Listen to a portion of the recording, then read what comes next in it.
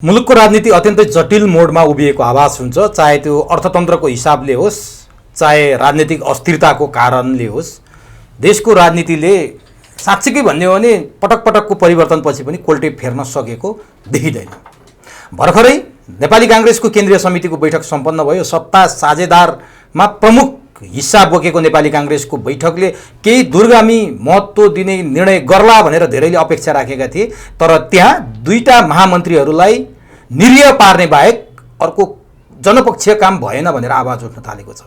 हुन त कांग्रेसले बैठक पारदर्शी हिसाबले देखायो, लाइभ गर्यो, त्यसमा सभापति शेरबहादुर देउबा सफल भए र आफ्नो विरुद्ध बोल्नेहरूलाई एकपटक जनताको सामु नङ्ग्याए भन्ने आवाज नउठेको होइन। यसको वास्तविकता के हो र यसैलाई सिको गरेर नेकपा माओवादी केन्द्रले आज मात्रै निर्णय गरेको छ कि उसको केन्द्रीय कमिटीको बैठक बस्दैछ भोलिदेखि, त्यो बैठक लाइभ गर्ने निर्णय गरेको छ। यो कांग्रेसले गरेको कुरा माओवादीले फलो गर्यो र अर्को एमालेले पनि फलो गर्ला। यो एउटा राम्रै कुरो होला, यसले राम्रै मेसेज दियो होला र समग्रमा देशको राजनीति र सुन तस्करीको विषयमा देखिएका नेता र तस्कर बीचको नेक्ससका बारेमा केन्द्रित भएर आजको चुरो कुरोको चुरो बहसमा हामी नेपाली कांग्रेसका युवा नेता एवं महाधिवेशन प्रतिनिधि कृष्ण रिजालसँग चुरो बहसमा संवाद गर्दैछौँ। सबभन्दा पहिले म कृष्ण रिजाललाई चुरो बहसमा स्वागत गर्छु।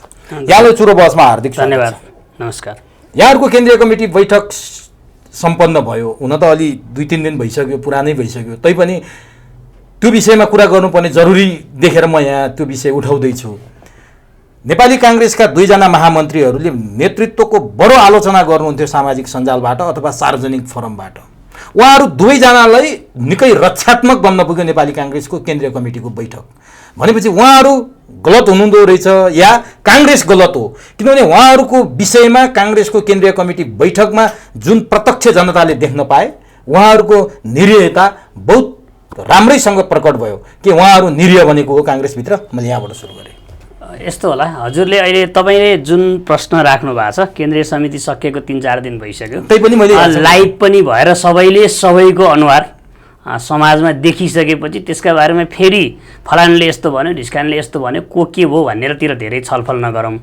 त्यसले मूलभूत रूपमा कांग्रेसको 11-12 महिनापछि भएको बैठकले जे कुरामा सघन छलफल गरेर नेपाली राजनीतिमा देखा परेको तनावहरूको व्यवस्थापन, नेपाली राजनीतिमा देखा परेको कुशासन, नेपाली राजनीतिमा देखा परेको भ्रष्टाचार र भ्रष्टाचारजन्य क्रियाकलापमा नेता, सामाजिक जीवनका एकदमै चर्चित मान्छेहरूको जुन बढ्ने लाग्ने प्रवृत्ति देखियो, त्यो विषयमा खास छलफल गरेन।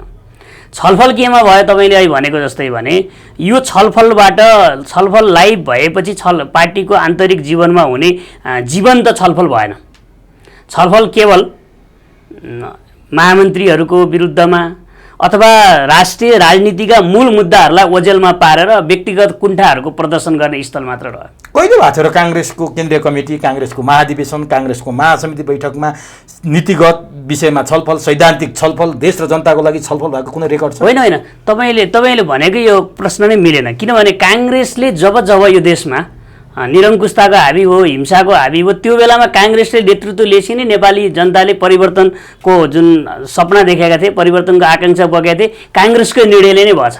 7 सालमा हेर्नुहोस्, 36 सालमा हेर्नुहोस्, 42 सालमा हेर्नुहोस्, 46 सालमा हेर्नुहोस्, 62-63 सालको आन्दोलनमा हेर्नुहोस्, त्यसपछि 64 सालको संविधान सभामा कांग्रेस हारेपछि 4 जना कम्युनिस्ट प्रधानमन्त्री हुँदा संविधान पाएन। 70 सालमा कांग्रेसले फेरि एउटा निर्णय गर्यो, हामीले ठुलो दल बनाउनुहोस्, हामी संविधान दिन्छौँ भनेपछि हामीले 72मा संविधान दियौँ। संविधान बनाइसकेपछि फेरि संविधानमा असन्तुष्ट पक्षहरूलाई राष्ट्रिय राजनीतिमा ल्याउने पनि काम गऱ्यौँ। 3 तहको निर्वाचन गर्नेबाट केपी ओली भागिरहेको बेलामा त्यो गठबन्धन तोडेर नयाँ गठबन्धन बनाएर संविधानको कार्यान्वयनको चुनाव पनि गऱ्यौँ। भनेपछि तपाईँले कांग्रेसको नीति छलफल र कांग्रेसले अहिलेसम्म केही नै गरेका छैन भन्ने गरी जसरी लान्छना लगाइरहनु भएको छ, त्यो सत्य होइन। सत्य चाहिँ के हो भने कांग्रेस इतिहासमा यस्तो राम्रो यस्तो निरङ्कुशताको, जहानिया शासनको, पञ्चायतको, माओवादी सशस्त्र द्वन्द्वको पनि सेफ ल्यान्डिङ गर्न सक्ने कांग्रेस आजको दिनको छलफलले चाहिँ त्यो कांग्रेस भन्न चाहिँ कहिलेकाहीँ लाल लागे जस्तो भएको छ। तर गजब गर्नुभएछ तपाईँहरूले है। 7 सालको परिवर्तन गर्नुभयो, 36 सालको जनमत सङ्ग्रह गर्नुभयो, 42 सालमा सत्याग्रह गर्नुभयो, 46 सालमा गणेशमानकै नेतृत्वमा परिवर्तन गर्नुभयो, 62-63मा गिरिजाप्रसादकै नेतृत्वमा, 72मा सुशील कोइरालाकै नेतृत्वमा संविधान दिनुभयो। कस्तो राम्रो गर्नुभएछ। आज हेर्नुहोस् त भुटानी शरणार्थी प्रकरण तपाईँहरूले दिएको संविधानभित्र भएको छ। तपाईँकै नेता जेलमा हुनुहुन्छ, तपाईँको सभापतिको पत्नी भागाभागको अवस्थामा हुनुहुन्छ। तपाईँले दिएको संविधानले गरेको व्यवस्थाले ल्याएको कुरा है, नेपाली नागरिकलाई भुटानी शरणार्थी बनाएर तपाईँहरूले बेच्नु होइन। 72 सालमा सुशील कोइरालाले ल्याएको संविधान र 62-63 गिरिजाप्रसाद कोइरालाको नेतृत्वमा भएको परिवर्तनको एउटा मिठो तपाईँहरूले दिएको परिवर्तन। त्यसपछि तपाईँहरूले ललिता निवास प्रकरण, जहाँ कुनै बेला यहाँको संस्थापक नेता सुवर्ण शमशेरको जग्गा जोडीसँग जोडिएको प्रसङ्ग छ, त्यो सरकारीकरण गरिसकेपछि त्यसलाई प्लटिङ गरेर बेच्ने यहाँहरूले ल्याएको व्यवस्थामा भयो। अहिले 155 किलो सुन, जहाँबाट चाहिँ कुख्यात अपराधी चार्ल्स सोबराजले म हात्ती छिराइदिन्छु भन्थे, त्यही विमानस्थलबाट 155 किलो सुन पक्राउ पर्छ। क्या गजबको परिवर्तन ल्याउनु भएछ, क्या गजब दिनुभएछ जनतालाई। हजुरले गर्व गर्ने ठाउँ छ। यो दुईटालाई जोडेको कुरै मिलेन। किन मिलेन भने परिवर्तन गरेको भनेको त्यो बेलामा परिवर्तन अवश्य भावी थियो, परिवर्तन गर्नुपर्ने भएर नेपाली जनताको लोकतन्त्रप्रतिको चाहनालाई, नेपाली जनताको सर्वोच्चतालाई, नेपाली जनताको मौलिक अधिकारलाई, नेपाली जनता अँध्यारोबाट उज्यालोतिर ल्यानेमा गरेको 7 सालको क्रान्तिलाई आजको दिनमा भएको के अरे एयरपोर्टबाट सुन छिर्यो, ललिता निवास काण्डमा यो हो भन्ने र त्यो क्रान्तिको परिवर्तनै खराब हो, त्यो मिलेन, हाम्रो क्रान्तिले ल्याएको भन्ने तपाईँको प्रश्न मिलेन। नम्बर 1।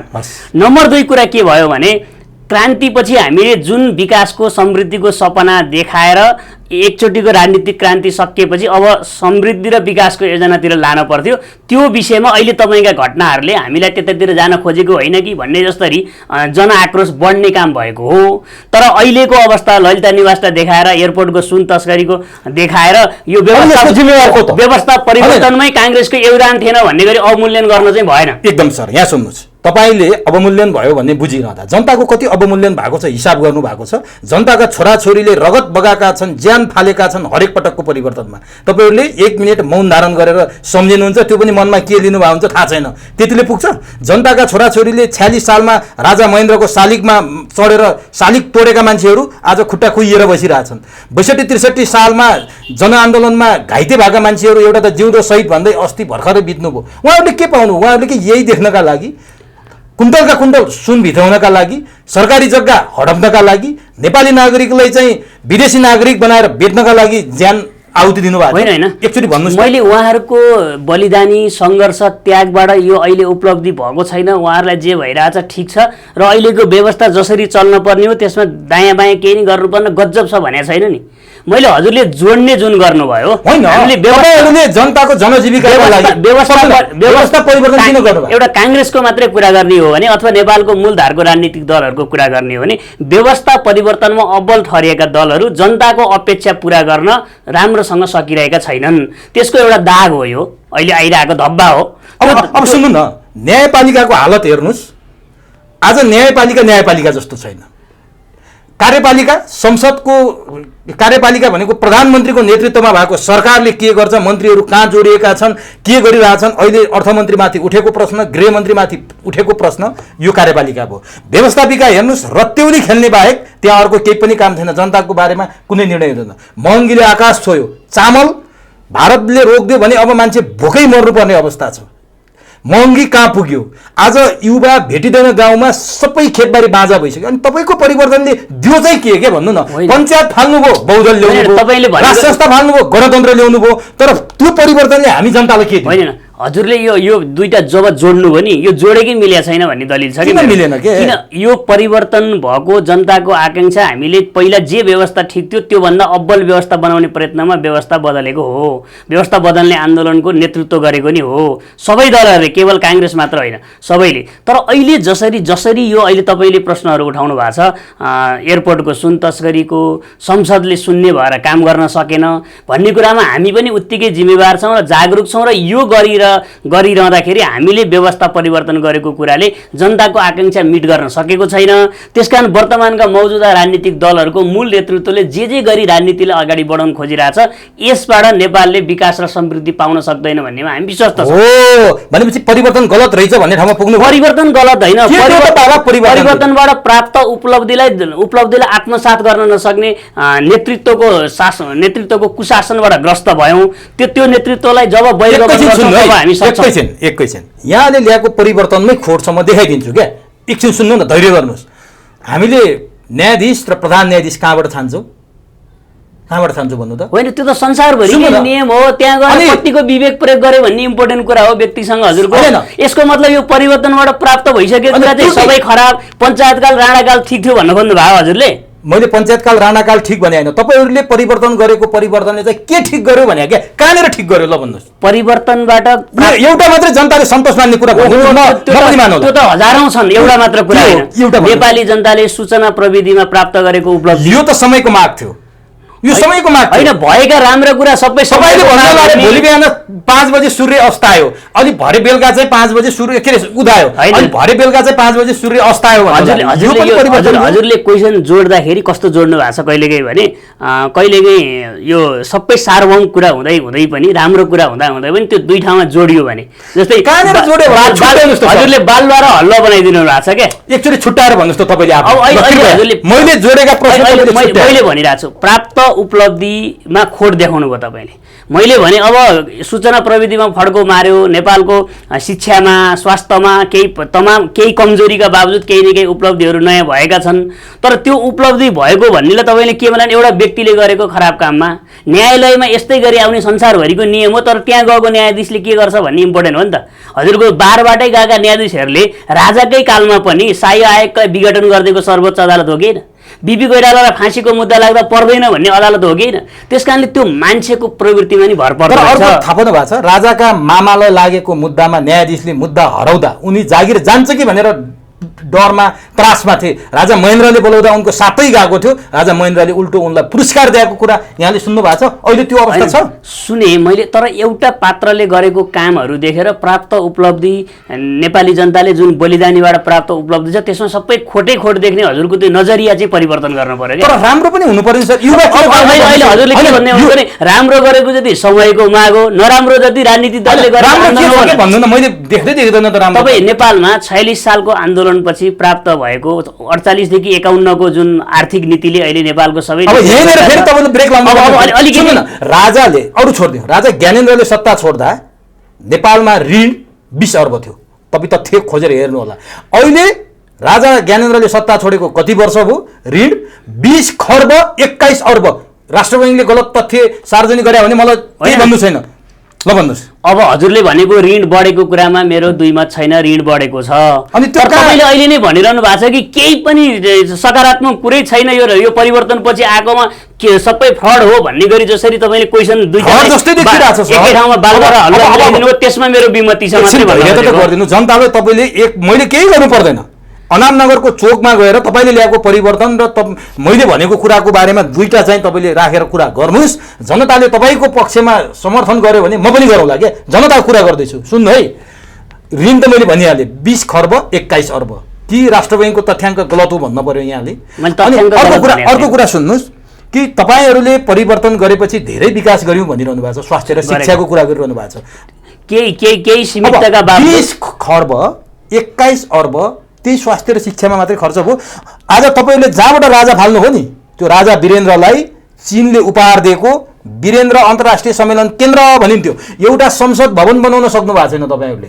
आज तपाईँहरू सिंहदरबारमा जहाँ बसेर शासन सत्ता चलाइरहनु भएको छ, त्यो राणाको पालामा बनेको सिंहदरबारमा बसेर काम गरिरहनु भएको छ। आज जति राजमार्गहरू बनेका छन्, जति एउटा भन्नुहोस् मलाई पुरानो अस्पतालको हैसियतमा यहाँहरूले बनाएको एउटा हस्पिटल भन्नुहोस् त। हजुरले यस्तो गोलमोटल प्रश्न गर्नु, कस्तो गोलमोटल सर? यो केही पनि भएको छैन, पहिलाको भएको चिजहरू बनिरहे, त्यसैमा शासन सत्ता भइरहेछ, गजब राम्रो भयो। तपाईँ कहिलेकाहीँ यसो यो सबै कुराहरू सार्वभौम तर्क नगरिकन कहिलेकाहीँ गाडी चढ्नुहुन्छ, तपाईँ नेपाल यातायात चढ्नुहुन्छ, म पनि चढ्छु। साझा यातायात खाइसक्नु,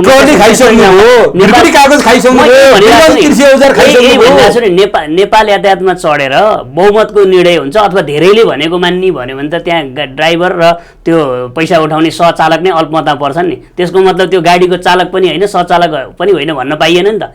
मैले यहाँ के भनिरहेको छु हजुरलाई भने विकासको समृद्धिको सपना जे देखेर यो व्यवस्थाहरू धेरै परिवर्तन गरियो, सबै उपलब्धि प्राप्त भइसकेको छैन। तर यसको मतलब हजुरले भनेको जस्तो राणाले बनाइदिएको ठाउँमा बसेर ठुला कुरा गर्ने भने बस्न कहाँ बसिएला, तर त्यसले जनताको ओनरसिप लियो कि लिएन, जनताको इच्छा आकाङ्क्षा पुरा गर्यो कि गरेन, मै भनिरहेको छु सबै कुरा प्राप्त भएको छैन। तर केही पनि उपलब्धि भएको छैन। यो सबै 46 सालभन्दा अगाडि नै भइसकेको हो र यो 46 सालभन्दा पछिका आएका दलहरूले सबै लुटेर खाए भन्ने एउटा भाष्य निर्माण गर्न खोजिरहेको छ। त्यो भाष्यबाट हजुर पनि प्रभावित हुनुहुन्छ? म प्रभावित होइन, मैले त जनताको प्रश्न सोधिरहेको छु सर। मलाई त हिजोको परिवर्तनमा, हिजोको व्यवस्थामा पनि मेरो लिनुदिनु केही छैन। आज यहाँहरूले ल्याएको परिवर्तनमा पनि मेरो व्यक्तिगत भन्नुहुन्छ भने लिनुदिनु केही छैन। अब जनताको कुरा गर्दैछु मैले, यहाँलाई बडो फोकस गरेर भन्न खोजेको कुरा के, तपाईँले 62-63 को आन्दोलनमा जो मान्छेहरू सडकमा बसेर आन्दोलन गरे, ढुङ्गा हाने, परिवर्तनको लागि ज्यानै अर्पिन खोजे, 10 वर्ष माओवादीको बन्दुक बोकेर हिँडे, 17,000 मान्छे औपचारिक तथ्याङ्कमा, अनौपचारिक कति छ थाहा छैन, त्यत्रो मान्छे मरे। आज एक दिन देख्नलाई थियो भने के गाउँमा, तपाईँ पनि धादिङको मान्छे, म रोल्पाको मान्छे, ग्रामीण इलाकामा जाउँ, गाउँ बस्ती शून्य भइसक्यो, युवा छैन, खेतबारी बाँझो भइसक्यो। यो कसले गर्या त? राजाले गर्या? पञ्चायतले गर्या? अब फेरि यो जोडेकै मिलेन कि हजुरको? किन भइरहेको? म के भनिरहेको छु भने हजुरले भनेको, तपाईँले जे प्रश्न उठाउनु भएको छ 100% त्यसमा मेरो विमति छैन कुनै पनि क्वेसनमा। तर कुरा के रह्यो भने केही पनि भएको छैन। जनता गाउँमा धेरै छैनन्, त्यो पनि थाहा छ।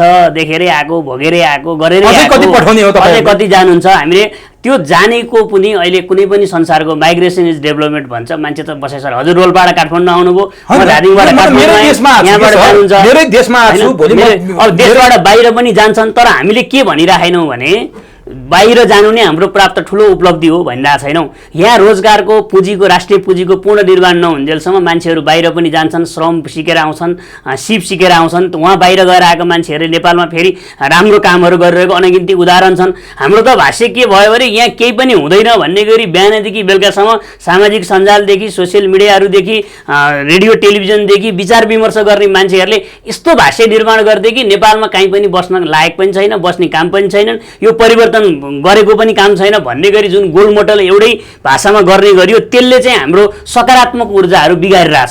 त्यसकारण सकारात्मक ऊर्जा भनेको यसमा पनि केही कमजोरी छन्। सुन्नु न, 62-63 फेरि जानुपर्छ क्या त्यहाँ। 62-63 को बेला राजा ज्ञानेन्द्रको नाम लिँदा पनि जनताहरू आक्रोशित हुन्थे, सुन्नै चाहन्नथे।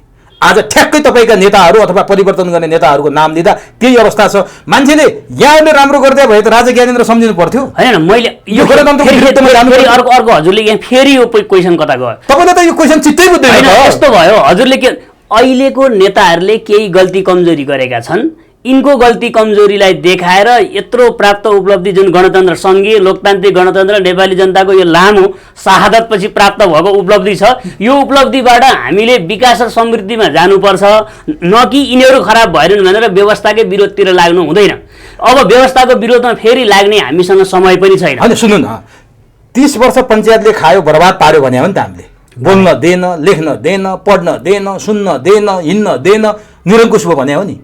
अनि 30 वर्ष पञ्चायतले खाँदा ऋण पर क्यापिटा के अरे प्रति व्यक्ति चाहिँ 7,000 थियो त्यति बेला टाउकोमा, अहिले झन्डै 1 लाख पुग्न थालिसक्यो।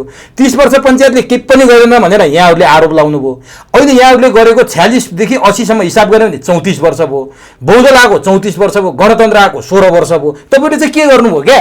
होइन यस्तो नगरे यत्रो समयसम्म गर्नु, मैले हजुरलाई एउटा पुस्ता त गयो सर, एउटा पुस्ता गयो। मै भनिरहेको छु, उपलब्धिपछि, प्राप्त उपलब्धिपछि जति विकासको रफ्तार लिनुपर्ने थियो त्यो लिन सकिएन।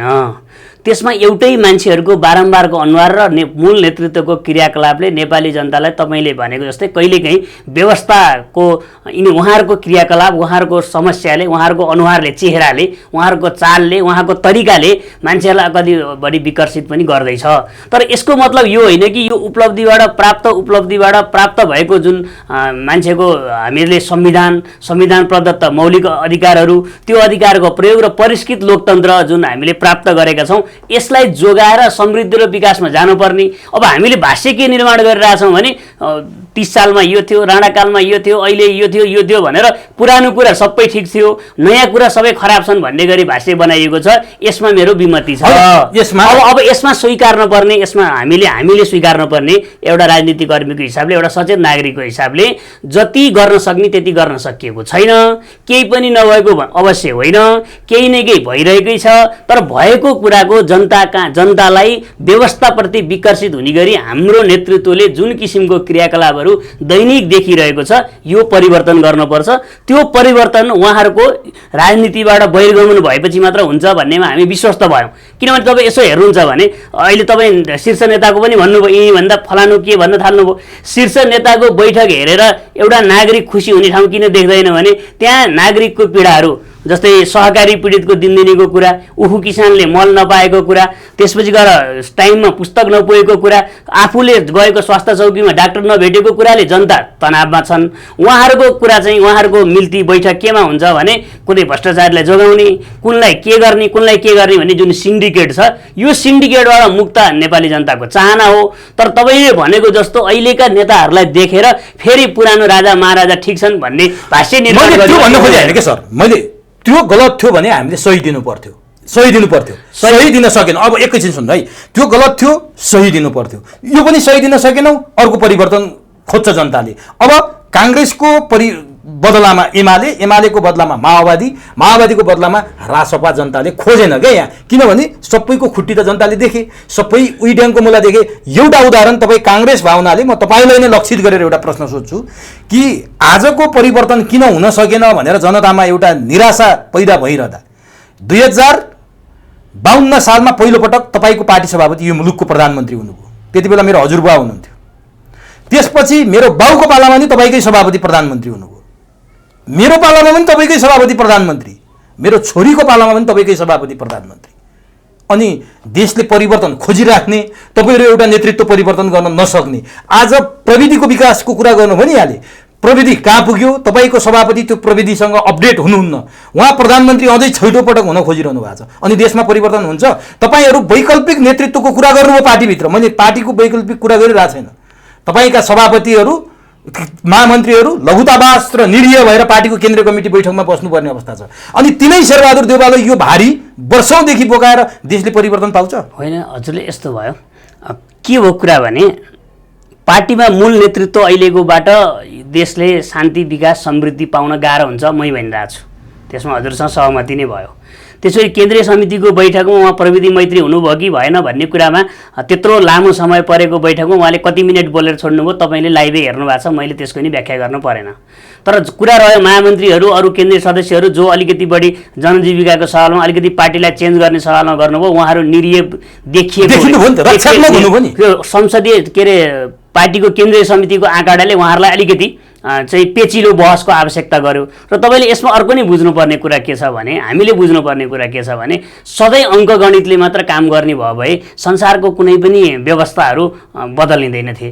त्यसकारण परिवर्तन अवश्य भावी छ। परिवर्तनको सुरुवात अस्तिको काङ्ग्रेसको बैठकबाट नै देखिया छ। त्यहाँ भएका मान्छेहरूले बोलेको कुराहरू, उहाँको मान्छेहरूको लोकतन्त्रप्रतिको, विधिको शासनप्रतिको को कति निष्ठावान रहेछ, को कति पार्टीको एजेन्डा बोकेर हिँड्दो रहेछ, को कति कुण्ठा बोकेर हिँड्दो रहेछ, त्यो त हजुरले नि देख्नुभयो। अब मैले त्यहाँ के भयो, को निरीह भयो, को बिरालो भयो, को बाघ भयो, किन भन्नु? यति पुरानो पार्टी, सत्ताको प्रमुख हिस्सेदार जनता बाढीबाट पीडित छन्, डेङ्गुबाट पीडित छन्, लम्पीबाट पीडित छन्, महँगीबाट पीडित छन्, बेरोजगारबाट पीडित छन्। सारा समस्या, तराईको त अझ पानीको समस्या, पिउने पानीकै समस्या छ, सिँचाइको समस्या छ। काङ्ग्रेसको बैठकले के निर्णय गर्यो? के थियो? केही सभापति शेरबहादुर देउवाको पक्षमा उभिने ती तपाईँका पार्टीका दास भन्छन् क्या धेरैले केन्द्रीय सदस्यहरू, ती बाहेक र तपाईँका महामन्त्रीहरूले जवाफ दिने बाहेक के दियो काङ्ग्रेसले? जति बैठकबाट जति जनजीविकाको सवालमा कुराहरू उठ्नु पर्थ्यो र सत्ता साझेदार ठुलो दलको नाताले त्यो सत्तामा बिम्बित भएर जनताले सुशासनको प्रत्याभूति पाउनु पर्थ्यो र राष्ट्रिय जीवनका अनेक खाले समस्याहरूमा काङ्ग्रेस हाम्रो साथमा छ भन्ने जसरी जनतालाई विश्वस्त तुल्याउनु पर्थ्यो त्यो सकेन। त्यो हो। तर त्यसका बावजुद पनि काङ्ग्रेसका केही निर्णयहरू सरकार सञ्चालनका विषयमा, विधिका विषयमा केही क्लियर गर्ने प्रयत्न गर्नुभएको छ। यो यसलाई अझ बढी बढ्दै जान्छ। तपाईँको महामन्त्रीहरूमा जनताको धेरै आशा थियो कि दुवैजना युवा, उहाँहरूको हिजोको विगत हेर्दाखेरि र उहाँहरूको प्रस्तुति हेर्दा र सार्वजनिक कार्यक्रममा नेतृत्वप्रति उहाँहरूले गरेको कटाक्ष हेर्दा अब केही गर्नुहुन्छ कि भन्ने आशा थियो। त्यो अब निराशामा बदलेको होइन। यस्तो भयो, तपाईँ अहिले मैले भने तपाईँले यसलाई संसदीय केन्द्रीय समितिको बैठक सबै हेर्नु भएको छ। अब यसमा फलानुले यसो गर्यो भनेर पात्र हेरेर, मान्छे हेरेर यस्तो यस्तो भयो भन्नेको सबैको चरित्र चित्रणतिर नलागौँ। तर मूल एजेन्डामा अङ्कगणितले एउटा पासो गरे भने राजनीतिक एजेन्डाको हिसाबले उहाँहरूको विजय भएको देखिन्छ, महामन्त्रीजीहरूको। होइन किन तर हिजो तपाईँकै टिमबाट सभापति लड्नुभएका शेखर कोइराला समेत गगन थापाको पक्षमा देखिनु भएन, महामन्त्रीको त्यसो पक्षमा। उहाँले पनि एउटा आफ्नो विचार राख्नु भएको छ। त्यो विचारले त्यो नयाँ सेन्टिमेन्ट कति जोगाउन सक्छ, कति जोगिन सकेन, अथवा शेरबहादुर देउवाको कार्यशैलीका प्रति उहाँको पनि असहमति देखिरहनु भएकै छ। एक ठाउँमा हुनु भएन नि त, एक ठाउँमा हुनु भएन भन्दा पनि विमति भएको बाहिर आएको छैन। अहिलेसम्म हामीलाई एक ठाउँमै हुनुहुन्छ भन्ने लाग्छ। लगत्तै उहाँहरूले एउटा कार्यक्रम गर्नुभयो शेखर कोइराला पक्षीय भनेर, जहाँ धनराज गुरुङले उहाँलाई 15औं महाधिवेशनको सभापति भनेर घोषणा गर्नुभयो। त्यहाँ त यहाँको महामन्त्री देखिनु भएन। अब यस्तो छ, अब यो किन देखिनु भएन भन्नेमा चाहिँ मुख्य आयोजना गर्ने र जानी मान्छेलाई धेरै भन्नु यसरी कुरा नपटाउनु। म चाहिँ के भन्छु भने अहिले 83-84 को अधिवेशन, 84 को चुनावसम्ममा धेरै उतार चढाव हुन्छन्। त्यो उतार चढावमा को कता लाग्छ, को एजेन्डापट्टि लाग्छ, को दास मनोवृत्तिमा लाग्छ, त्यो हामी सबैले हेर्न सक्छौँ, देख्छौँ। अस्ति पनि देखियो, अहिले पनि देख्छौँ। केन्द्रीय समितिको बैठकमा आफू नै के अरे भारदारी सभालाई पनि तनाव दिने गरी, भारदारी सभाको झल्को मेटिने गरी सभापतिको महिमागान गरेर, देवत्वकरण गरेर, जय जयकार गरेर अरू महामन्त्रीहरूलाई अथवा नयाँ विकासका समृद्धिका एजेन्डाहरूलाई तुहाउने जुन प्रयत्न भइरहेछ र त्यो प्रयत्न केही नै गर्न सक्दैन भनेर निरीह भयो भन्ने गरी भाष्य बनाइरहेछन्। यो भाष्यले ओभरअल काङ्ग्रेसको नयाँ ध्रुवीकरणका लागि नयाँ सङ्केत गरेको छ। नयाँ ध्रुवीकरणका लागि नयाँ सङ्केत गरेको छ र नयाँ ध्रुवीकरण, नयाँ सङ्केत के का आधारमा भन्दा एजेन्डाका आधारमा। के हो, दुईटा हुने हो काङ्ग्रेस? त्यो भनेको फुट्ने भनेको होइन नि, नयाँ ध्रुवीकरण भने फुट्ने हो र। ध्रुवीकरण भनेपछि त दुईटातिर लाग्ने होला। विचारमा ध्रुवीकरण, सङ्गठनमा ध्रुवीकरण, नेतृत्वमा ध्रुवीकरण, कार्यशैलीमा ध्रुवीकरण, आचरणमा ध्रुवीकरण, यो सबै जनतालाई देखिने गरी जनताका मुद्दा उठाउने र जनताका मुद्दालाई ओझेलमा पारेर आफ्नो मात्रै मुद्दा उठाउनेको बिचमा ध्रुवीकरण जरुरी थियो।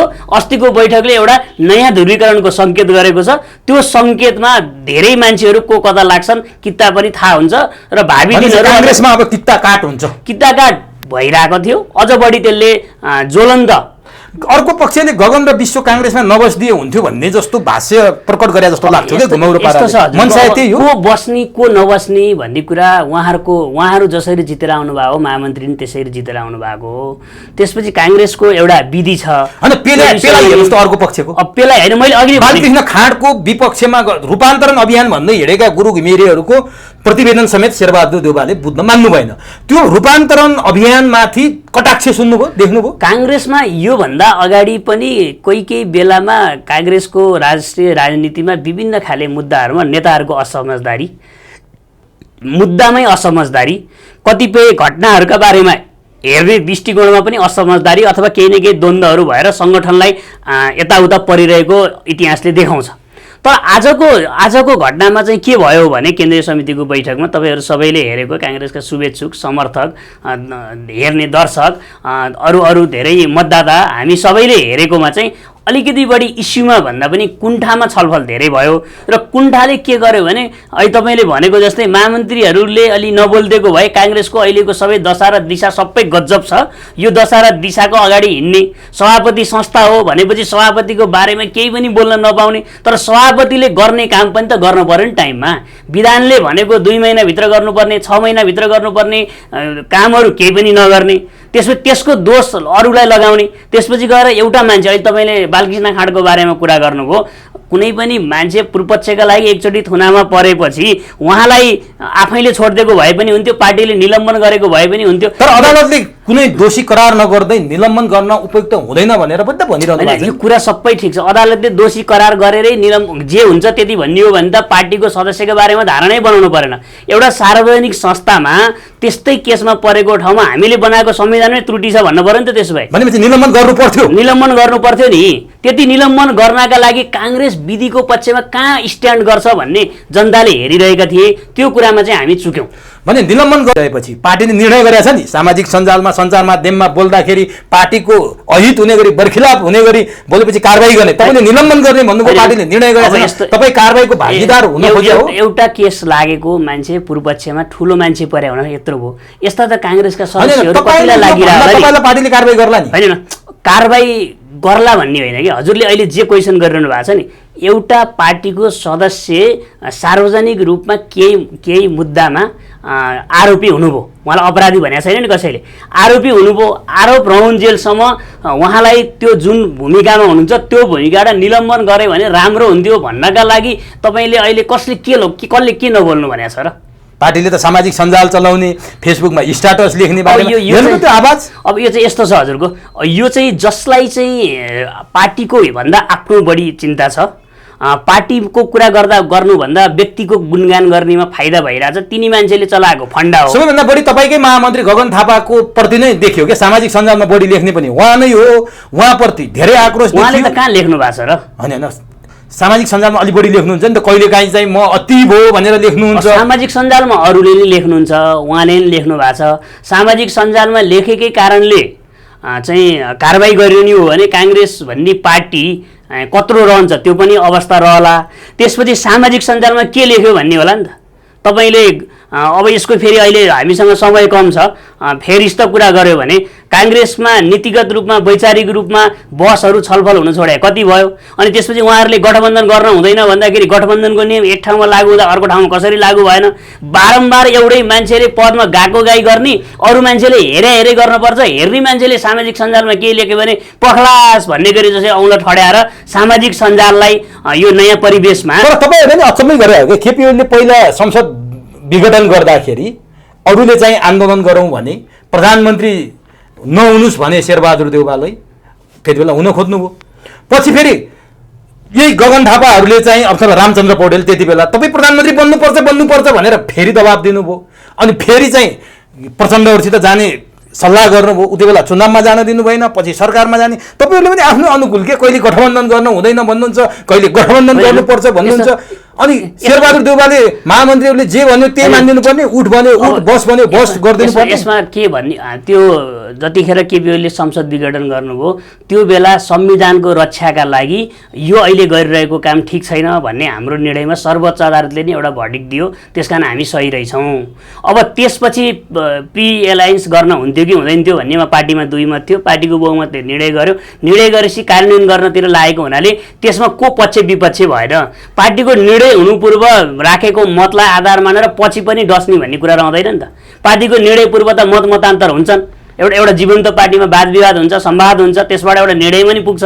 तर त्यो आइसकेपछि त्यो बेला हामीले भनेको यो सबै पुरा भयो अब तिमीहरू चाहिँदैन भन्ने जसरी एउटा पक्षलाई चाहिँ अलिकति नजरअन्दाज गर्ने प्रयत्न गरिरहेछ त्यसले त तपाईँ हेरिरहनु भएको छ नि तल हेरिरहनु भएको छ उहाँहरूको केन्द्रीय समितिमा 80% होला तर केन्द्रीय समितिभन्दा बाहिर भएको काङ्ग्रेसको मतदाताको शुभेच्छुकको क्रियाशीलको 80% भन्दा बढी चाहिँ नयाँ एजेन्डा लिएर आएको मान्छेहरूसँग छन् नि त ल ठिक छ यो त तपाईँहरूको चित्त बुझाउने कुरा होला आत्मरतिको कुरा पनि होला ठिक छ त्यो हेरौँला आउने महाधिवेशनमा त्यो सन्देश पाइहाल्ला तर एउटै परिवारभित्रको बालकृष्ण खाँडलाई अर्कोले चाहिँ सत्तो सराप गर्ने र लालछना लाउने काम गरे भन्ने त त्यही आवाज उठ्यो नि त कसले परिवारभित्रको सदस्यले बचाउनु पर्दैन होइन परिवारको सदस्यलाई चाहिँ कमजोरी गरेर आएको हामीले बिगार्नुपर्छ भनेको छैन नि त गृहमन्त्री कहाँ गएर खुसी व्यक्त गर्ने पक्राउ गर्नुपर्छ भन्ने त्यो चाहिँ यस्तो गर्नु पर्यो हजुरले के गर्नु पर्यो भने मैले सैद्धान्तिक कुरा गरेँ यसमा गृहमन्त्री कहाँ जो जानुभयो त्यो उहाँहरूलाई नै बोलाएर एकचोटि के कारणले जानुभयो समय कस्तो लिनु भएको थियो संयोगवश परेको हो कि तपाईँहरूको इन्टेन्सनै हो भनेर चाहिँ उहाँहरूमध्ये बोलाएर अब पार्टीमा शेरबहादुर देउवाको पेलान बाहिर राजनीतिमा सार्वजनिक ठाउँमा आउने भने बालेन र रविहरूको पेलान अनि गगन र विश्वहरू किन चाहियो त युवा रवि छन् बालेन छन् स्वर्णिमहरू भइसके पार्टीमा प्रौढ पुस्ता भन्ने अनि शेरबहादुर देउवाहरू भइसके बिचमा गगन विश्वहरू त बडो गाह्रो भयो होइन यो ठ्याक्कै हजुरले भने जस्तो उमेर र एकचोटि आएको मान्छेलाई एउटा दुईटा मान्छेहरू आउने जाने राजनीतिको लामो यात्रामा अनेक भइरहेछन् यसलाई नै आधार मानेर फलानुको कहाँ छ त फोरम युवाको नेतृत्व चाहिँ बालेनले गरिसके युवाको नेतृत्व बालेन काठमाडौँ महानगरपालिकाको एउटा मेयर हुनुहुन्छ उहाँले कुनै पार्टी खोल्नु भएको छैन पार्टीको सैद्धान्तिक दार्शनिक भाष्य निर्माण गर्नुभएको छैन म यो विचारले नेपाललाई गाइड गर्छु भन्ने गरी आउनु भएको छैन तपाईँहरूले हामीहरूले नै बालेनलाई ठुलो एकदम युवाहरूको भरोसा सबै भनिरहेछौँ उहाँले आफ्नो काम केही गरिरहनु भएको छ त्यसमा केही प्रतिकूलता होलान् केही अनुकूलता होलान् गरिरहनु भएको छ होइन रविजीहरूले पनि त्यस्तै गर्नुभएको छ अब यसको मतलब यो भएन कि सबै मान्छे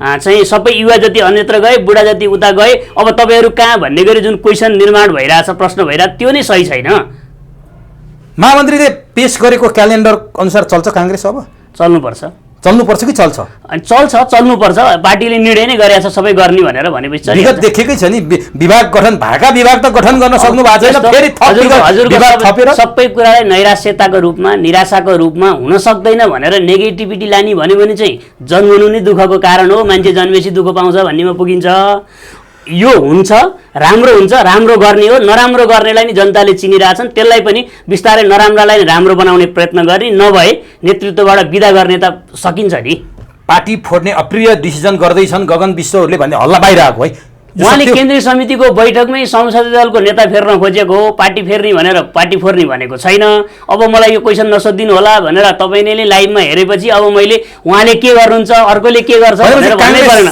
काङ्ग्रेस सबल भएर जान्छ नीति अधिवेशन भन्नुभएको छ अहिलेको काङ्ग्रेसको मूल नेतृत्वको विदाईसँगै काङ्ग्रेसमा नयाँ सिराबाट काङ्ग्रेसको ब्रान्डिङ सुरु हुन्छ मूल नेतृत्वको विदा कहिले हुन्छ त मूल नेतृत्वको विधा सक्दा विशेष महाधिवेशनबाट बिचमै हुन्छ नसक्दा अर्को अधिवेशनमा हुन्छ भने चाहिँ 15औं महाधिवेशन पर्खिनु पर्यो हैन पर्खिनै पर्यो त्योभन्दा अगाडि सम्भव छैन त्योभन्दा अगाडि असम्भव छैन हुन गाह्रो छ अनि तपाईहरुले यत्रो चाहिँ आलोचना गर्नुभएको मूल नेतृत्व शेरबहादुर देउवाप्रति केन्द्रीय कमिटी नतमस्तक छ हैन देख्नु भएको छ नि अब त्यो दास भन्नु होला तपाईले त अनि आरजु देउवाले गगन थापालाई दिएको जवाफ गगन थापाले दिनुभयो त्यसमा हाम्रो केही भन्नु छैन तर उहाँ तराईमा जाँदाखेरि मधेसमा देख्नुभयो नि आरजु भाउजू जिन्दाबाद यहाँहरु भ्रष्ट यहाँहरु भन्दा पनि विपक्षीहरुले भ्रष्टाचारको चाहिँ उहाँलाई श्रीपेज लगाइदिएका छन् नेपालकै नामुद भ्रष्टाचार दक्षिण एसियाकै भ्रष्टाचारी भनिरहेछन् उहाँले केन्द्रीय कमिटीकै बैठकमा केन्द्रीय सदस्य धम्की दिनुभयो अजय बाबु शिवाकोटीलाई तराईमा आरजु भाउजू जिन्दाबादको नारा लागिसक्यो तपाईहरु त कहाँ सक्नुहुन्छ त नि अब यस्तो एउटा व्यक्तिलाई आधार मानेर उहाँ कसलाई कहाँ कसले नाराबाजी गर्यो कसले कहाँ के बोल्यो सबै हिसाबले त्यो मान्छे पछि 150-60 जना केन्द्रीय समितिमा भएको सबको चरित्र तर उहाँले केन्द्रीय कमिटीमा केन्द्रीय सदस्य थर्काएको हो सबैको चरित्र चित्रण गर्दै गइयो भने त्यसका बारेमा फेरि अहिले हामीले जति समयमा यहाँ छलफल गर्दैछौँ त्यसमा सकिँदैन अर्को नेक्स्ट ठुलो एपिसोडको आवश्यकता पर्छ तर धम्की त दिया हो नि त अब धम्की के दिनुभयो त्यो पनि मिडियामा आइसकेको छ धम्की के विषयमा दिनुभयो भन्ने कुराको उत्तर पनि उहाँहरूले दिइसक्नु भएको छ त्यसपछि गएर एनजिओको के भयो भन्ने जस्तो त्यो पनि उहाँले तपाईहरुकै सरकार छ तपाईकै पार्टी सभापतिको श्रीमतीमाथि आरोप छ भुटानी शरणार्थी प्रकरणमा अडियो मिल्यो भनेर प्रहरीले भनिरहेछ बडो अब्बल मानिएका गृहमन्त्रीले किन पक्राउ गर्न सक्दैन यस्तो छ कांग्रेसमाथि यसमा कसैले तपाईको उहाँ आफै प्रत्यक्ष संलग्न भएर आएको छैन अरु कसैले कसैले कुरा गरेको अनुसन्धान निष्पक्ष होस् त्यसमा अनुसन्धानमा तानिएका मान्छेहरु त्यसमा परेका मान्छेहरु बस्नुपर्छ भन्ने कांग्रेस अनुसन्धानले ताने उहाँ पक्राउ गरे पनि कांग्रेसले जुलुस गर्छ घरको सदस्य अब यस्तो छ के अनुसन्धानले तान्यो भने उहाँ मात्र हैन तपाईले संसारभरि हेर्नु भएको छ नि कुनै बेलाका ठूला बादशाहहरु कुनै बेलाका सबैभन्दा लोकतान्त्रिक शासकहरु पनि जेल गइराछन् नि त अनुसन्धानमा पर्यो अनुसन्धानबाट दोषी देखिनु हो भने तपाईले नाम लिएको मान्छे पनि हुन सक्छ नाम नलिएर अहिले एकदम सफेद चाहिँ लोकतन्त्रको परेदार बनिरहेका मान्छे नि पर्न सक्नुहुन्छ त्यसकारण अनुसन्धान निष्पक्ष होस् त्यो अनुसन्धानले दोषी ठहरियो भने जो पनि जान सक्छ भनेर त कांग्रेसले भनेकै छ त अब कुरा गरौँ कांग्रेसकै नेतृत्वको सरकार छ अर्थमन्त्रीमाथि केन्द्रीय कमिटीमै प्रश्न पनि उठ्यो एयरपोर्ट सुनपोर्ट भएको छ तस्करीको सुनको हब भएको छ जिम्मेवार कसको अर्थमन्त्रीको कि गृहमन्त्रीको कि प्रचण्डको कि शेरबहादुर देउवा यसमा म अब यो मान्छे ठ्याक्कै तोकेर भन्दिन म यति कुरा भन्छु त्यति ठुलो सुन हामी नि एयरपोर्ट चल्छौं प्लेन चढ्छौं हामीलाई जाँदाखेरिको जुन किसिमको चाहिँ सुरक्षा निगरानी राखिन्छ यो सबै निगरानी एउटा व्यक्तिलाई सामान्य मान्छेहरुलाई राख्दै गर्दा यत्रो ठुलो सुन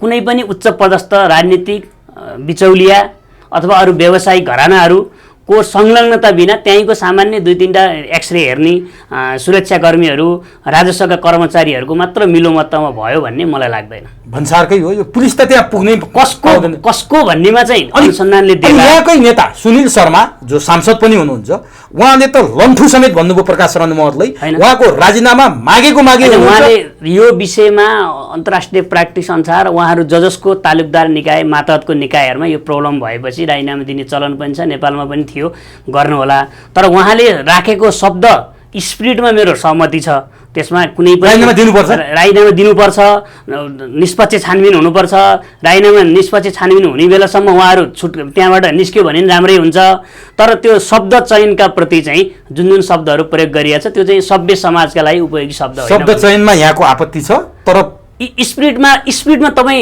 यत्रो दिन भइसक्यो होइन? उहाँहरू त त्यो निकायको हाकिम हो नि त, गृहमन्त्री अर्थमन्त्री होइन र? भन्सारको हाकिम अर्थमन्त्री, के अरे सुरक्षा निकायको हाकिम गृहमन्त्री भनेपछि यत्रो ठुलो सुन आउँछ, सुन पनि कहाँ पुगिसकेपछि थाहा हुन्छ, त्यहाँ सिनामङ्गलै पुग्न लागिसकेपछि भनेपछि यो विषयमा उहाँहरूको पनि संलग्नता छ कि भनेर पनि मान्छेले क्वेसन गरिरहेछन्।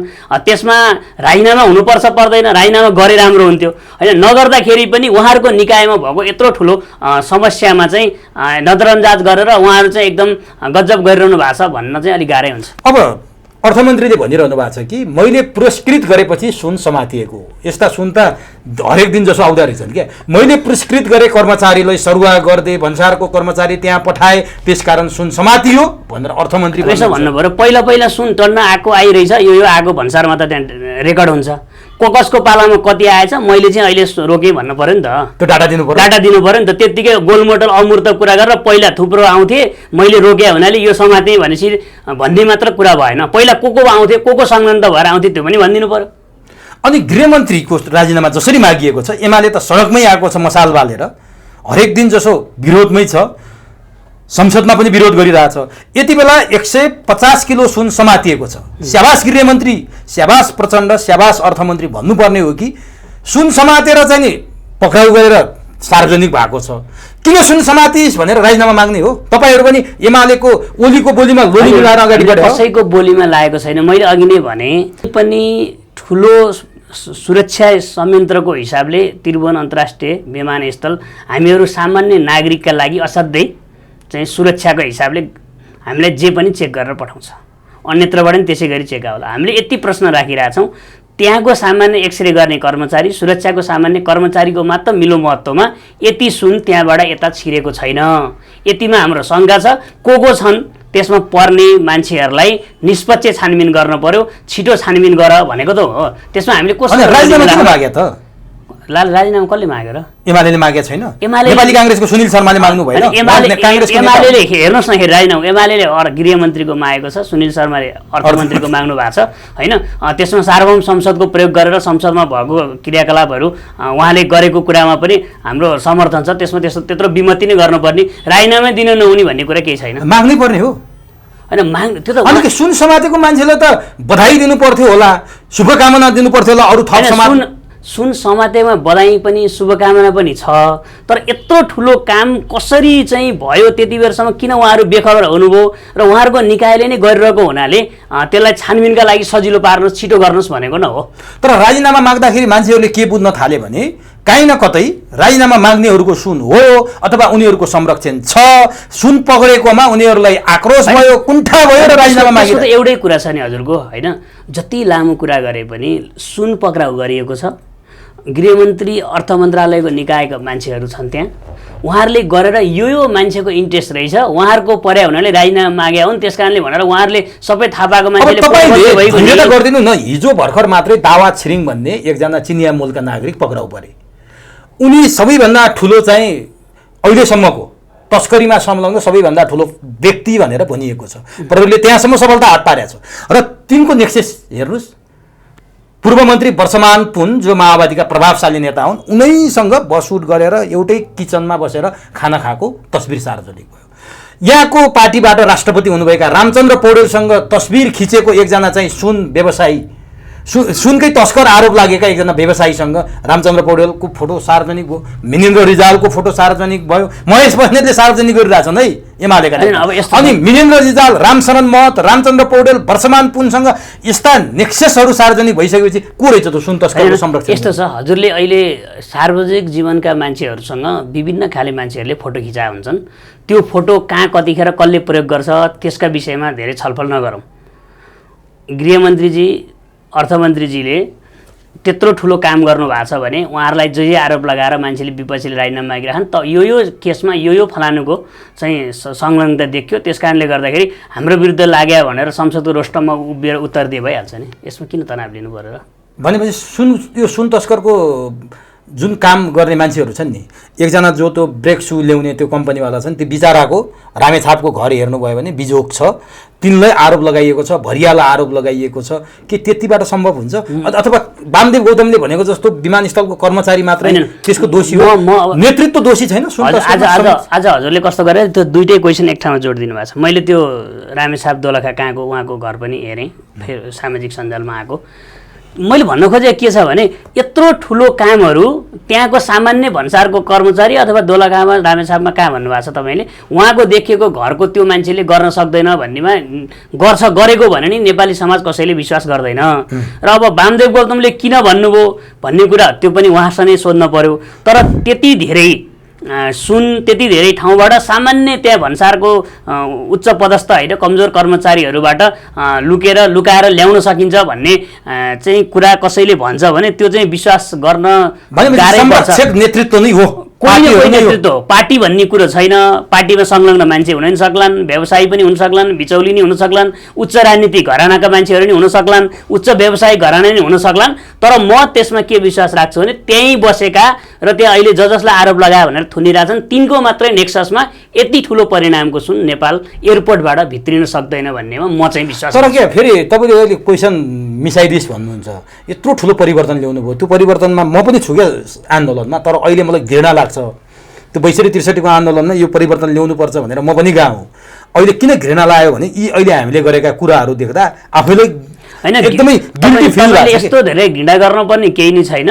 यो बाबा विमानस्थलबाट कुन्टलका कुन्टल सुन भित्रिन्छन्, नेपाली नागरिकलाई विदेशी नागरिक बनाएर बेचिन्छ, शरणार्थी बनाएर सरकारी निवास बेचिन्छ, उता सर्दुको जलाधारको जग्गा खाइया छ, गृहबन्धु टी स्टिलको त्यो खाइया छ, कहीँ बाँकी राखिया छैन।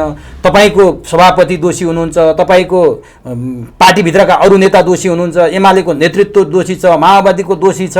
अब के गरौँ त सर, जनताले त तपाईँहरूलाई दोषी मात्रै राजनीतिप्रति नै नैराश्यता व्यक्त गर्न लाए। अबको 10 वर्षपछि नि तपाईँहरूले यस्तै अवस्था राखिदिने हो भने न तपाईँले शिक्षकमा जागिर खाने युवा पाउनुहुनेछ, न निजामतीमा जागिर खाने युवा पाउनुहुनेछ, न सेनामा, न जङ्गीमा, न हामी जस्तो पत्रकारिता गर्ने र तपाईँ जस्तो राजनीति गर्ने युवा पाउनुहुनेछ। यतातिर तपाईँले कहिले सोध्नुभयो? हजुर फेरि क्वेसन मिसाइ देश खाली भयो, गाउँ खाली भयो, समग्र सारा खाली भयो, फेरि मिसाइदिनु भयो तपाईँले। अब ठ्याक्क त कहाँ हुन्छ त नि सर? अब कुरा के छ भने उहाँहरू जे आरोपमा आरोपित हुनुहुन्छ, दोषी करार गर्ने ठाउँ त हजुर पनि हुन्न, म पनि छैन। त्यो अनुसन्धान दोषी करार गर्ने ठाउँमा पनि तपाईँले कब्जा गरिसक्नु भएको छ क्या। अख्तियार कहाँबाट जान्छ? नियुक्ति, अख्तियारको नियुक्ति को? झोले कार्यकर्ता, न्यायाधीशको बनाउनुहुन्छ झोले कार्यकर्ता। हजुरले यस्तो नैराश्यतापूर्ण कुरा गर्नुभयो कि आशा लाग्ने आशा लाग्ने केही पनि ठाउँ छैन भन्ने भयो। यो नैराश्यताका बीचबाट गरेर देखाउनुहोस् न, वाह भनेर हामी ताली बजाउँछौँ। नैराश्यताका बीचबाट, प्रतिकूलताका बीचबाट अनुकूलता खोजेर राजनीतिलाई सही ट्र्याकमा ल्याएर देश बनाउनको लागि नै हामी जस्तो युवाहरू राजनीतिमा संलग्न भइरहेको छ। तपाईँकै युवाको कुरा गर्छु है, तपाईँकै महामन्त्रीले के भन्नुभयो विश्वप्रकाश शर्माले, एमालेका युवाहरूलाई देखेर दया लाग्छ, दुनामा राखेर कुनामा बसेर खान्छन्, नेतृत्वको अगाडि बोल्न सक्दैनन् भन्नुभयो। अनि एमालेका विष्णु रिमालले के उत्तर फर्काउनु भयो थाहा छ? काङ्ग्रेसका महामन्त्रीहरू नुन खाएका भाले जस्ता भनिदिनु भयो। अनि यस्ता युवाबाट हुन्छ न एमालेमा युवा न काङ्ग्रेसमा युवा, गफ मात्रै गरेर कति दिन राजनीति गर्नुहुन्छ भने अलिकति हामीहरूले सकारात्मक चिन्तनका साथ राजनीतिलाई सफा बनाउने, राजनीतिलाई पेसा होइन सेवा बनाउनेहरूको र राजनीतिलाई सम्मान, राजनीति कर्मीहरूका प्रतिको जुन के अरे अहिले वितृष्णा बढेको छ, जनआक्रोश बढेको छ, केवल राजनीति मात्र होइन, हजुरको अहिले समाजका कुनै पनि तबकाको मान्छेहरू सङ्घ सङ्गठनमा लागेको छ अथवा राज्यको निकायमा कोही मान्छेसँग फोटो खिच्यो भनेर कुनै नेतासँग फोटो हाल्यो भने पनि मान्छेलाई कमेन्ट चाहिँ सिङ्गल हाल्न सकिँदैन, त्यो फोटो किन खिच्नु पर्यो, उहाँ को हो र भन्ने जसरी चाहिँ एउटा जनमानसलाई चाहिँ आक्रोशको लेभल बढेको छ। यो आक्रोशको लेभल अहिले तपाईँले कुण्ठा बढेको छ, घृणा छ मलाई परिवर्तनले भनेको जस्तै धेरै मान्छेहरू यसमा आकर्षित भइरहेछन्। केले भन्दा हामीहरूको क्रियाकलापले पनि, कतिपय क्रियाकलापहरूमा हामीले करेक्सन हुनु जरुरी छ। त्यो करेक्सन हुने भनेको राजनीतिक नेतृत्वको अहिले तपाईँले भनेको जस्तै कसले कहाँ ट्विट गर्यो, कहिले कहाँ गर्यो, सामाजिक लोकप्रिय हुने र लोकप्रियतावादी हुनुमा फरक छ नि त। त्यसमा चाहिँ अहिले हाम्रो धेरै जसो नेतृत्व पनि के भइरहेछ भने लोकप्रियतावादी हुने होड छ, सत्य कुरा बोल्नलाई डराइरहेछ। तपाईँसँग अन्तिममा के जान्न चाहन्छु भने तपाईँ युवा नेता, भोलिको परिवर्तनका लागि राजनीति गर्न आएको, देश परिवर्तन गर्छु भनेर आएको, विद्यमान अवस्थामाथि प्रश्न पनि उठाउने हैसियत राख्नुहुन्छ तपाईँले। काठमाडौँकै कुरा गरौँ न, कलङ्कीदेखि अनामनगरसम्म आउँदा धेरै सटर खाली देखिन्छ क्या, टुलेट सटर भाँडामा भन्ने बाहेक अरू केही पनि देखिँदैन। व्यवसाय गर्ने मान्छेहरू सबै निरुत्साहित भए, कोही विदेश गए, कोही गाउँ फर्के। बैङ्कमा पैसा थुप्रेको छ, तर बैङ्कले पैसा ऋण दिने धेरै अप्ठ्यारो प्रावधान बनाएको छ। धितो राख्नुपर्छ, मान्छेले पैसा त्यो भएको पैसा लिएर व्यवसाय गर्ने अवस्था छैन, डुब्छ। आत्मदाह गर्नु परेको छ। मिटर ब्याज पीडितहरूको क्रन्दन छ, सहकारी पीडितहरूको त्यो पीडा छ। खै त तपाईँले कहाँ मलम लाउनु भयो? यस्तैको लागि मैले फेरि तपाईँले प्रश्न एकै ठाउँमा गिज्नु भयो भन्नुहुन्छ। यस्तो पीडाबाट मुक्त पाउने र काङ्ग्रेस एमाले माओवादीको राजनीति गर्ने नेता है भनेपछि मैले त्यो राजेन्द्र लिङ्गदेनको शब्द सापट त ल्याएन, तर जनजनमा घृणा छ के। हैन, राजनीतिक कर्मीका प्रतिको सम्मान बढाउनका लागि अहिले हामीहरूले राजनीतिक कर्मी भनेपछि जुन भाष्य निर्माण गरेका छौँ यो भाष्यबाट राजनीतिक कर्मीलाई निकाल्नुपर्छ। त्यो निकाल्नका लागि राजनीति शुद्धिकरणको अभियानमा लाग्नुपर्छ। त्यसमा एउटा पार्टी मात्र होइन, सबै पार्टीमा। कृष्णजी, तपाईँ शेरबहादुर देउवाको, आर्जु देउवाको कार्यकर्ता भएर त्यो सम्भव छैन। कार्यकर्ता भएर एमालेमा सम्भव छैन। प्रचण्डको कार्यकर्ता तपाईँ आफ्नो विचार पार्टीको कार्यकर्ता हो, मान्छेको कार्यकर्ता होइन। यो बुझिराख्नु पर्यो। काङ्ग्रेस पार्टीमा काङ्ग्रेस पार्टीको सभापतिको हिसाबले उहाँलाई हामी सम्मान गर्छौँ, श्रद्धा गर्छौँ, तर उहाँले जे गरेको पनि गजब हो, यो बाहेक अर्को विकल्प छैन भन्ने कुरा राख्दैनौँ। अरू महामन्त्रीहरूको विषयमा पनि त्यही लागु हुन्छ। हामी पार्टीको कार्यकर्ता हो, कुनै मान्छेको कार्यकर्ता, मान्छेको दास, मान्छेको झोले होइन। सम्भव छ त राजनीतिप्रति जनताको आकर्षण बढाउन, युवाको आकर्षण बढाउन। ती विदेश जाने भाइ बहिनीहरूलाई 12 पास गरेका मान्छेहरूको मनमा खाडीमा भेटौँला भन्ने तिनीहरूले एउटा सन्देश छोडेर हिँड्न थालिसके। त्यसका लागि तिनीहरूले देशमा रोक्ने र राजनीतिमा आकर्षित गर्ने के छ तपाईँसँग त्यो मूल मन्त्र? होइन, सकारात्मक पहल गर्ने राजनीति। मैले अघिदेखि भनिरहेको छु, सकारात्मक पहल गर्ने, हामीहरू सहिष्णु हुने, भ्रष्टाचारका विरुद्ध सुन्ने, सहनशील हुने, राज्यका संयन्त्रहरूलाई इन्स्टिट्युसनलाइज मेमोरीको हिसाबले संस्थाहरू राम्रो बनाउने, संस्थाहरूको दलीय दुष्चक्रबाट संस्थाहरूलाई निकाल्ने र त्यहाँ योग्य ठाउँमा योग्य मान्छे राखेर राजनीतिप्रतिको आकर्षण बढाउने र राजनीतिकर्मीप्रतिको जनताको सम्मानलाई पनि जसरी पूर्ववत अवस्थामा थियो सम्भव छ, सकिन्छ। ल, यहाँलाई शुभकामना छ। धन्यवाद। यहाँले जे भन्नुभएको छ त्यो कुरा गर्नुहोस्। होइन भने न पार्टी रहनेछन्, न देश रहनेछ, न जनता। स्थिति दयनीय छ। यहाँहरूलाई शुभकामना छ। धन्यवाद। समय र संवादका लागि हार्दिक धन्यवाद। धन्यवाद। हस्।